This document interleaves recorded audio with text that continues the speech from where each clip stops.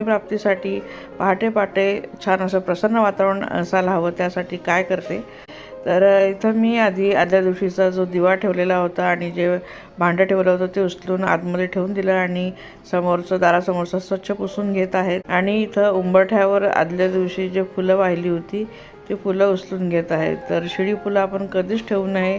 जिथं पण आपण पूजा करत असाल तिथली फुलं आपण दुसऱ्या दिवशी उचलून घ्यायला पाहिजे. तर स्वच्छ कपडा घेतला आहे आणि त्याने मी उंबरठा पुसून घेत आहे. तर हा उंबरठा पुसायचा वेगळाच कपडा आहे माझ्याकडे. आणि घरामध्ये मिस्टर देवपूजा करत आहेत. तर म्हणतात घरातला कर्ता पुरुष त्यांनीच देवपूजा केली पाहिजे आणि बाहेरच्या ह्या ज्या काही गोष्टी आपण स्त्रियांनी केली पाहिजे. तर इथं उंबरठ्याची मी पूजा करत आहे. तर कधी कधी मिस्टर देखील पूजा करतात येतात आणि तेही करून घेतात पूजा. मी जर एखाद्या कामामध्ये असेल तर इथं उंबरठ्याला मी पुसून घेतलेलं आहे हळदी कुंकू वाहून आणि फुलं देखील वाहिलेले आहेत. तर अशी आपण रोज उंबरठ्याची सुद्धा पूजा करायची आहे. देवपूजा झाल्यावर करा किंवा आधी करा, काही फरक पडत नाही, पण उंबरठ्याची रोज पूजा केली पाहिजे. आणि इथूनच तर लक्ष्मी आपल्या घरामध्ये आत येते, तर प्रसन्न तिला वाटायला पाहिजे. येताना आपल्या घरामध्ये तिला इच्छा झाली पाहिजे आपल्या घरामध्ये यायची.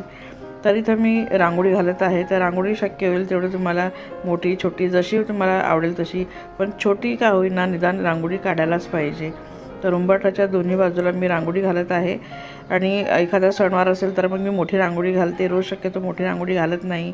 दोन्ही बाजूला मी उंबरठ्याच्या अशी रांगोळी घालून घेतली आहेत. पावलं टाकलेली आहेत लक्ष्मीची. तर तुम्हाला शक्य होईल तेवढं तुम्ही छोटी मोठी जशी आवडेल तशी तुम्ही रांगोळी घालू शकतात.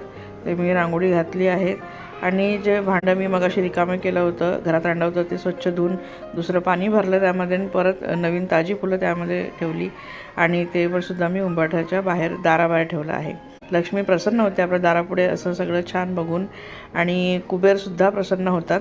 तर असं उजव्या बाजूला मी भांड्यात पाणी ठेवलेलं आहे, डाव्या बाजूला दिवा लावत असते. तर इथं घरातली पूजा आटोपली आहे. नंतर मिस्टरांनी दाराबाहेर दिवा लावलेला होता.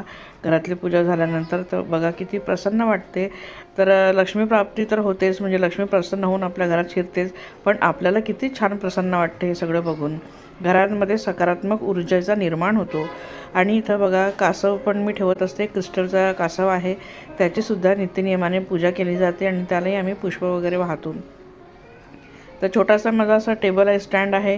इथं छोटं मोठं डेकोरेशन करत असते. तर मी तर कासव देखील ठेवत असते, जे अगदी दारासमोर आहे. तर कासव जेव्हा ठेवणार तेव्हा त्याला अगदी दारासमोरच ठेवणार. क्रिस्टलचं असेल तर दारासमोर ठेवा, जर तांब्याचं असेल की पंचधातूचं असेल तर तुम्ही देव्हाऱ्यात ठेवायचं असते. तर सोबतच सरस्वती मातेची मूर्ती आणि गाय वासरू होते, त्यांची आम्ही पुष्प वगैरे वाहून पूजा करून